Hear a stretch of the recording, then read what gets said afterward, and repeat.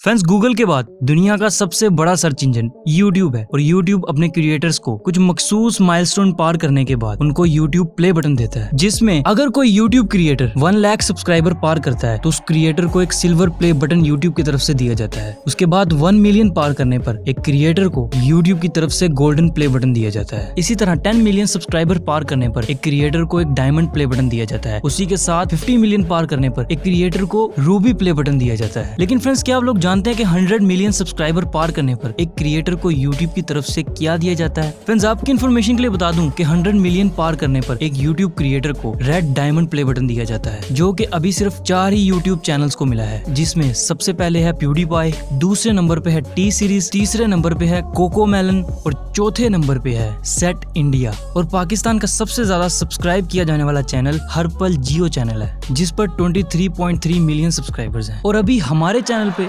43 subscribers हैं और इन 43 subscriber को 1 मिलियन होते देर नहीं लगेगी। इसीलिए चैनल को लाइक करो, सब्सक्राइब करो और शेयर करना मत भूलना। और मिलते हैं इसी तरह की अगली इंफॉर्मेटिव वीडियो में।